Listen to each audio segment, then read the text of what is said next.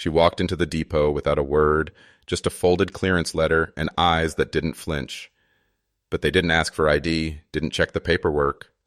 They just grabbed her by the collar like she didn't belong until someone yanked her hoodie and something burned into the fabric caught the chief's eye because that wasn't a patch.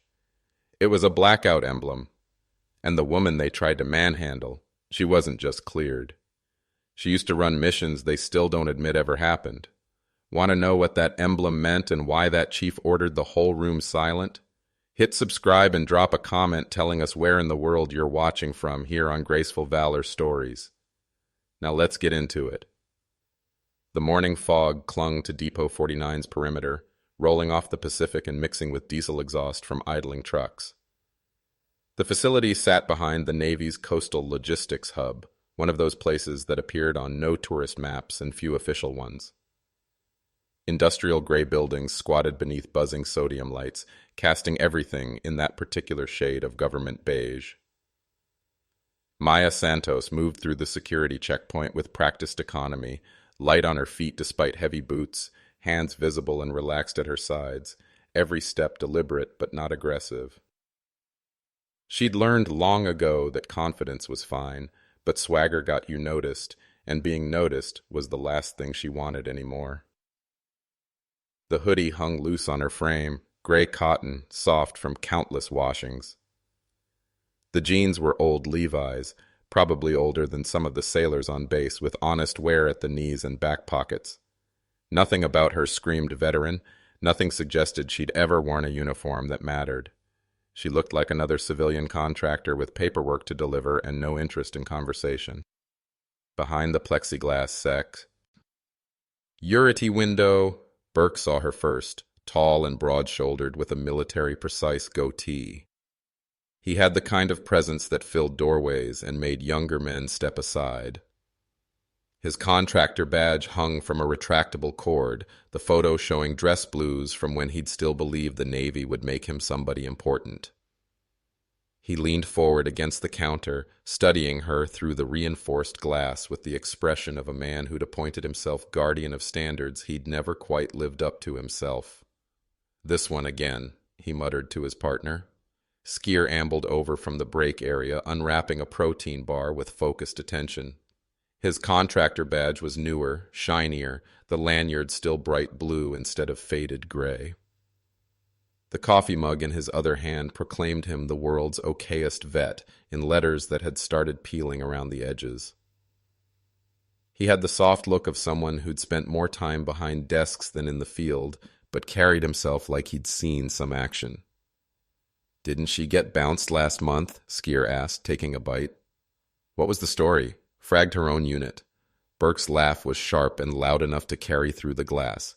"What's she delivering today? Trauma or toner cartridges?" Ever wonder how a quiet figure like this could hide such a dangerous past? Stick around, the truth will shock you, here on Graceful Valor Stories. Maya heard them. Of course she heard them. The security window wasn't soundproof, and men like Burke weren't worried about discretion. She'd been hearing variations of the same conversation for 3 years, ever since word spread that Maya Santos was difficult to work with. Amazing how quickly rumors could destroy a reputation that took decades to build. She didn't flinch, didn't blink, just waited with the kind of patience that unnerved people who mistook stillness for weakness. Her clearance authorization carried the red edge watermark used only on Tier 2 communications and above, official routing number, hand courier designation, all the bureaucratic poetry that meant this wasn't junk mail. She slid it through the slot with fingers that were steady, despite 3 hours of sleep and coffee that tasted like motor oil. Burke examined it like he was reading Sanskrit. "You deaf, ma'am?" "No," Maya replied, her voice carrying just far enough. "Just not here to chat." That was apparently the wrong answer. Burke's jaw tightened with the particular irritation of a man who'd been told to take his authority seriously, but never figured out how to wield it without looking foolish. He stood to full height, all 6'2" of him, puffing his chest like a rooster defending a hen house no one wanted to raid. "You need to wait outside," he announced loud enough for the entire reception area to hear. preferably off the property entirely. Maya's expression didn't change. Chief Medor requested this personally. He's expecting me. The words hung in the air like smoke from a cheap cigar. Behind the glass, Skier snorted into his coffee mug. And I'm the bloody Queen of England. Burke stepped out from behind the security kiosk with deliberate movements of someone who decided this was worth making a scene over. He positioned himself directly in front of the entrance scanner, blocking her path with the authority of his contractor badge and what he imagined was an intimidating presence.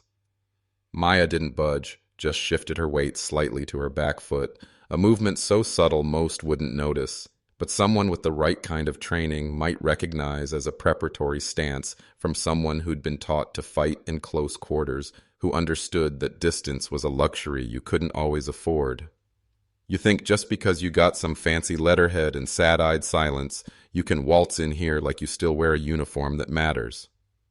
Maya said nothing, just stood there with the kind of stillness that made nervous people fill silence with words they'd regret.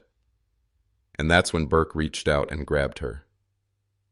Two fists twisted into the thick cotton of her hoodie, high on the chest near the throat. Not yanking, not yet, but claiming space, making a point. The kind of deliberate grab designed to provoke a response that would justify whatever came next. A clipboard clattered to the floor nearby. A young airman, maybe 20, with a face that still remembered acne, had stopped mid-stride to stare. His mouth hung open like he was witnessing something that belonged on the evening news rather than a Tuesday morning at a logistics depot. He didn't know who Maya was, had never seen her before. But even he understood that grabbing women by the collar wasn't standard operating procedure. Burke leaned closer, his breath carrying stale coffee. Say something now. Maya's voice was quiet as distant thunder. Unhand me. He didn't. Instead, he shoved her back a step. Not hard enough to knock her down, but enough to make his point clear. A civilian security aide jogged over from a side hallway, slightly out of breath and already radiating the nervous energy of someone who sensed trouble but wasn't quite sure what kind. His uniform was crisp, his radio positioned at regulation height. Everything about him screaming recent training and no field experience. "Ma'am, I need you to leave immediately," he announced with the authority of someone who'd practiced the speech in front of a mirror. Maya moved her hand slowly toward her inside jacket pocket. The motion, deliberate and respectful, telegraphed enough that no one could mistake it for aggression. "That's not active," the aide snapped, cutting her off before she could produce her ID. "You're not cleared to be here, and you can't just walk through classified property because you found an old badge in your sock drawer." Behind her, Skier chuckled around another bite of protein bar. She probably printed that thing at the VA office. Maya stayed quiet, completely still. The kind of calm that came from years of being underestimated, of having men assume that silence meant submission rather than self-control. From the adjacent corridor, a technician walked in carrying a clipboard. He glanced up, saw Maya, and froze like he'd hit an invisible wall. Recognition, uncertainty, fear, all played across his face.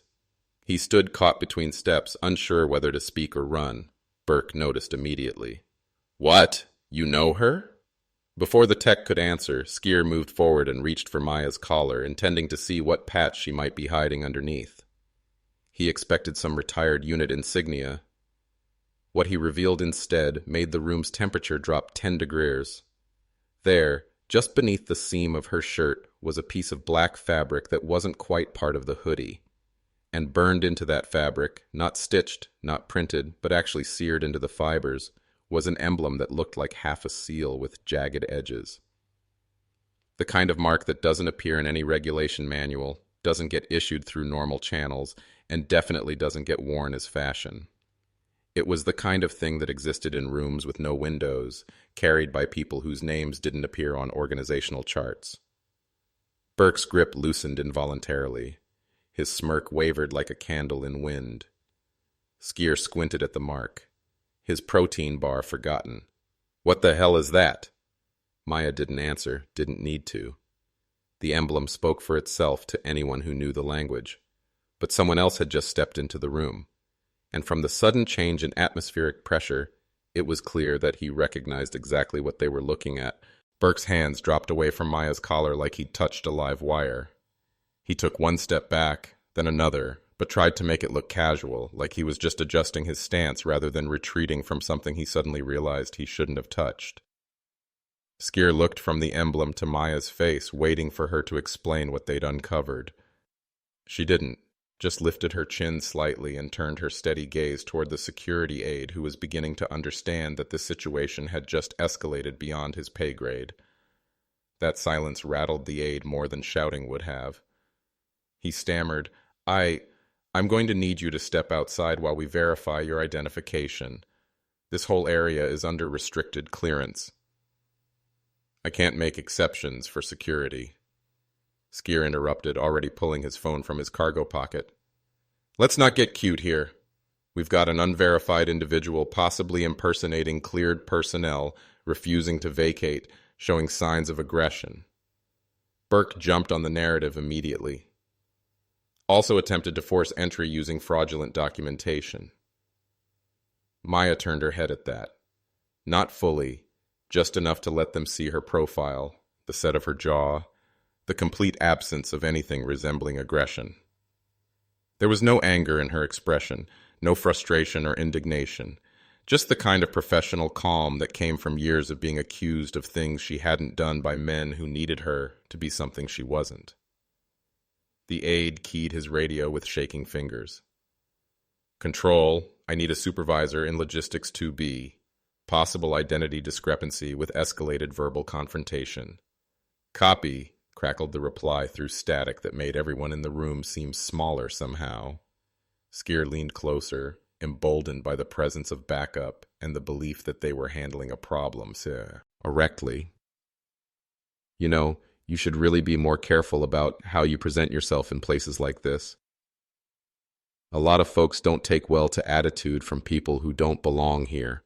Burke grunted his agreement, especially not from someone with a dishonorable discharge and delusions of importance. That one landed like a physical blow.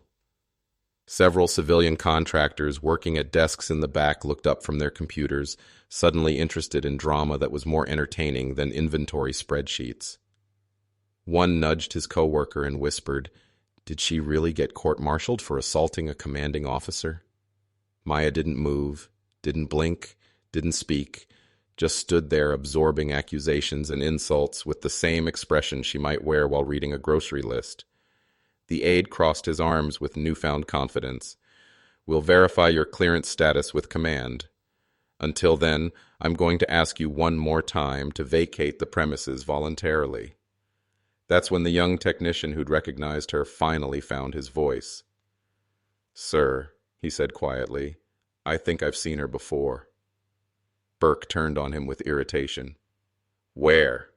The tech hesitated, looking like he was trying to solve a puzzle with half the pieces missing. "Training files, maybe? Or a briefing slide at Fort Benning? But if she's who I think she is—" "Yeah?"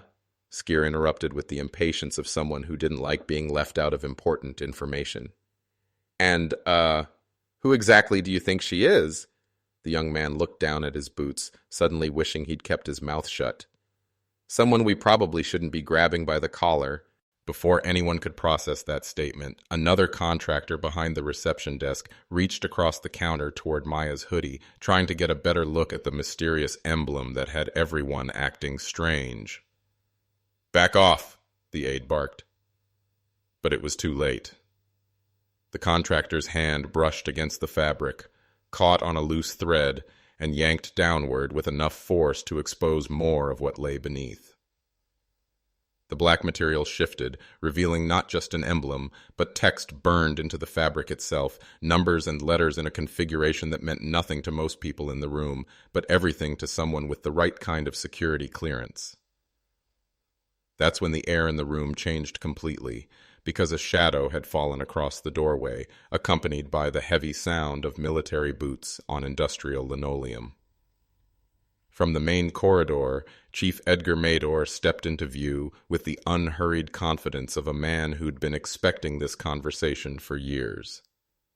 He was tall without being imposing, lean in the way that came from decades of physical labor rather than gym memberships.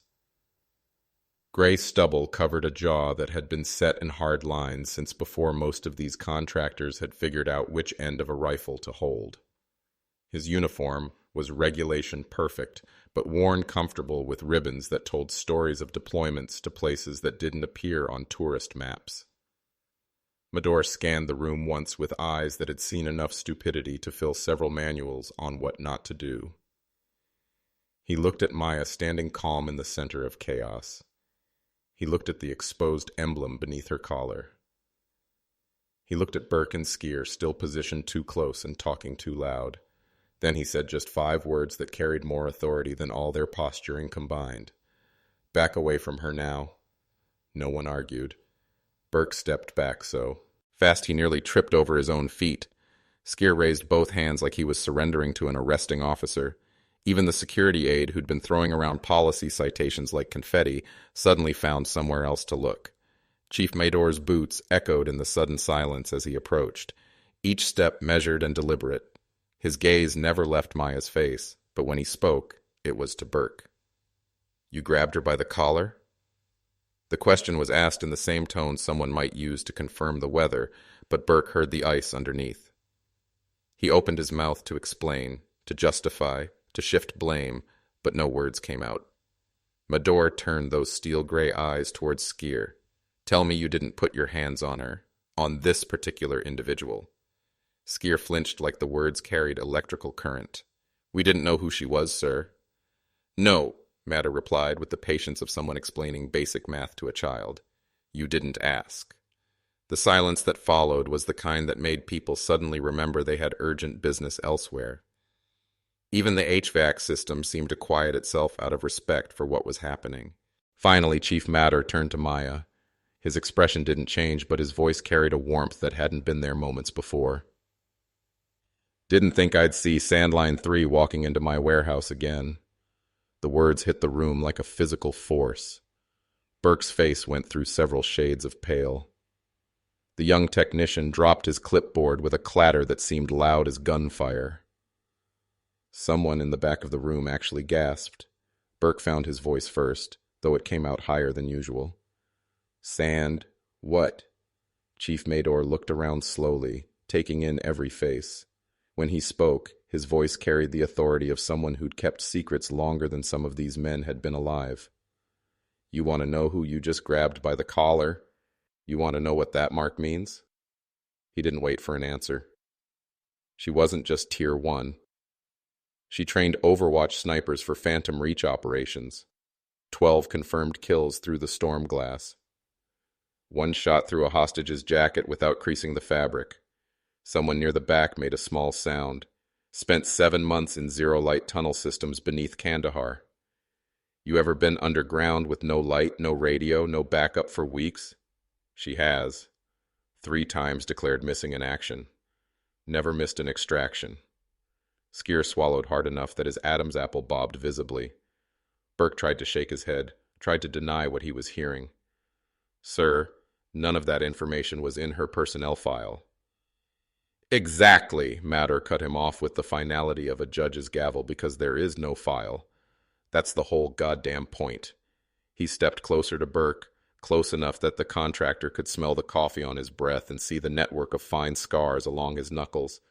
"That emblem you tried to examine, that's not a unit designation. That's not a service ribbon. That's a blackout credential, which means you don't touch it, you don't question it, and you sure as hell don't grab the person wearing it like she's some weekend warrior playing dress-up." Maya still hadn't moved, still hadn't said a word, just stood there absorbing the revelation of her own history, like it was happening to someone else. Medor turned back to her, and his voice gentled slightly. "You good?" She gave the faintest nod. "They didn't know," he said quietly, though his words carried to every corner of the room. "But they do now." The designation hung in the air like incense. Sandline 3. A few of the junior staff exchanged looks, hoping someone else would admit they'd heard of it before. One contractor near the back pulled out his phone and started typing, then frowned when nothing came up in his search. No Wikipedia entries, no military history websites, no references anywhere in the digital world that most people assumed contained everything worth knowing. Chief Mater took another step forward, hands settling on his hips. You want to know what Sandline really was? It wasn't a call sign. It was a designation for operatives who completed the Triad Gauntlet, 4-phase Overwatch, and Shadow Infiltration under Blackout certification. He pointed toward the emblem beneath Maya's collar. That mark was burned onto classified gear. Only 4 operatives completed the final program. 3 are buried in graves without headstones. His gaze moved between Burke and Skier. She's the 4th. The silence was so complete that the fluorescent lights humming overhead sounded like aircraft engines. She led the extraction operation at K-Point Saber, Mador continued, his voice taking on the cadence of someone reciting from memory. You know that story? The one where an entire Tier 0 team vanished for 72 hours in a collapsed tunnel system outside Bram? 5 operators assumed dead, bodies unrecoverable due to structural instability. He nodded toward Maya. She wasn't even on the deployment manifest. Wasn't cleared for that particular mission. She inserted herself without authorization, crawled 3 kilometers through unstable terrain, and extracted 4 survivors while laying suppressive fire with a dislocated shoulder and vision compromised by concussion trauma. One of the contractors choked on a sip of coffee, but Mador wasn't finished. Then she spent 14 months off books in Sububi Bay with a forward listening team. No air support, no extraction protocol, no backup beyond what they could carry in their packs, just high-frequency signal intercepts and surveillance of communication terminals that we still don't officially acknowledge exist. He let that information settle like dust after an explosion. Half the intelligence she gathered in those operations, you're not cleared to even know it exists. The other half formed the foundation for counterterrorism protocols that are still classified above your security level. Chief Mador turned to face the young airman who was still frozen near the doorway like a statue of confused attention. You ever see someone maintain perfect composure with 2 grown men in their face, questioning their credentials and grabbing their clothing? He asked. You just did. You watch someone who was trained to withstand interrogation techniques that would break most of us in the first 10 minutes. The security aide who had tried to de-escalate the situation finally found his voice, though it came out much quieter than before. Sir, none of that operational history appears on her current clearance documentation. Chief Mater looked at him with the expression of someone who'd just been asked to explain why water was wet. There is no documentation. That's the entire point of blackout certification. You ever been assigned to an operation where your name doesn't appear on any roster? Where your mission reports are destroyed immediately after debriefing? Where success is measured by the complete absence of any evidence that you were ever there? He gestured toward Maya, who remained motionless throughout the entire revelation of her professional history. She didn't get recognition, didn't get promotion ceremonies or parade formations or featured articles in military publications. She got silence, and that silence kept a lot of good people alive when everything else went to hell. Burke tried to speak, something about miscommunication and standard security protocols, but Chief Mador silenced him with a look that could have stopped incoming artillery. She didn't raise her voice when you questioned her credentials, didn't push back when you blocked her path, didn't escalate when you put your hand on her. You want to talk about professionalism under pressure? She's the textbook definition. You're the cautionary tale. Then finally he turned back to Maya. She hadn't moved throughout the entire exchange. Still calm, still expressionless, still radiating the kind of controlled lethality that made smart people keep their distance. And stupid people learn hard lessons. I told you once that if you ever walk back through these doors, I'd make sure the respect followed you all the way to the parking lot, Mador said quietly. Maya blinked once. Then she reached up with deliberate movements and adjusted her hoodie collar, covering the emblem that had caused so much trouble. No smile, no acknowledgement of vindication, just the practical movements of someone who preferred to keep certain things private. Chief Mador stepped aside, creating a clear path to the interior of the facility. She didn't need his protection, Didn't need apologies or explanations or justifications from men who'd revealed their own limitations the moment they'd chosen confrontation over curiosity. She just reached into her jacket pocket and retrieved the clearance letter that had fallen during the altercation, smoothing it once before tucking it back where it belonged. "I'll escort you through," Medor offered. Maya's voice was quiet but clear. "Don't need it." He nodded, understanding perfectly. "I know, but they do." Together they walked through the now silent facility. Their footsteps echoed off tile floors, past workstations where contractors suddenly found their screens fascinating. Every pair of eyes tracked their progress.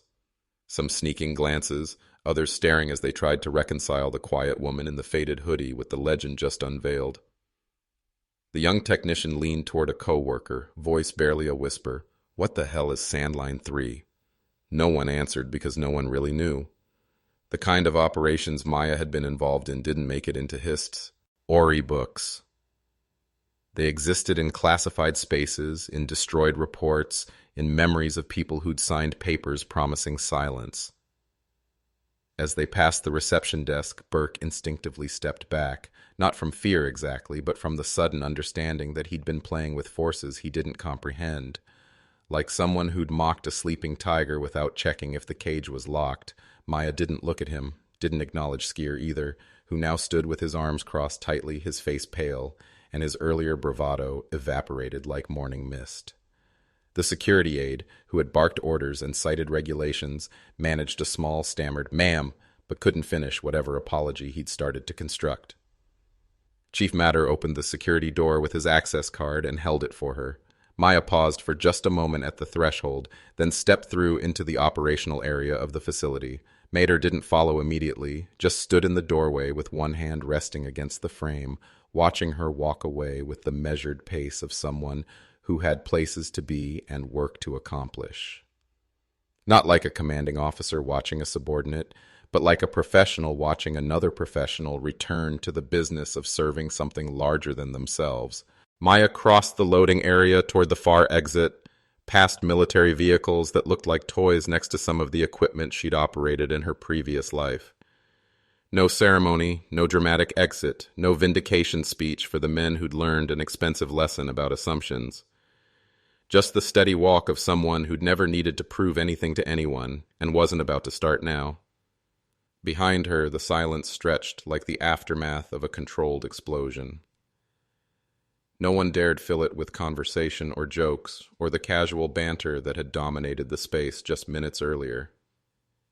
The air still carried the weight of revelations, of professional respect restored, of the kind of truth that changed how people saw the world around them. Burke remained frozen near the security desk, his contractor badge suddenly feeling like costume jewelry, his authority revealed as the bureaucratic theater it had always been. Skier had found urgent business with his clipboard, studying maintenance schedules like they contained the secrets of the universe. The young airman who'd witnessed the entire encounter would spend the next several hours researching terms he'd never heard before, searching for information that didn't exist in any database he had access to. He'd learned that some stories lived only in the memories of people who'd been there, that some heroes never got parades, and that real professionals didn't need recognition to validate their service. Maya reached her vehicle, a nondescript sedan with special authorization plates, and climbed in without looking back. The engine started with a reliable purr, and she pulled away at precisely the speed limit. In her rearview mirror, Depot 49 grew smaller, but somehow more significant, like a place where something important had been settled without drama. Just the quiet restoration of respect that should never have been questioned. The fog was burning off now, revealing the Pacific coastline. Maya drove toward her next assignment, carrying secrets that would follow her to the grave and wearing marks that told stories most people would never know. But Chief Mador would remember, the young technician would remember, and maybe Burke and Skier would too, the day they learned that quiet competence trumps loud authority, and that some people earn respect through actions that can never be publicly acknowledged. Have you ever seen someone completely misjudged based on how they looked? What would you have done if you'd witnessed someone being grabbed like that before knowing what they'd sacrificed for this country? Share your thoughts in the comments below. We read every single one, and they help shape the stories we tell here on Graceful Valor Stories. Hit that subscribe button, tap the notification bell, and share this with someone who needs to understand that real heroes don't always look the part. They just do the work, carry the weight, and keep walking forward regardless of whether anyone notices. Another story of quiet courage is waiting for you right now. Click that next video and we'll see you there same time tomorrow here on Graceful Valor Stories.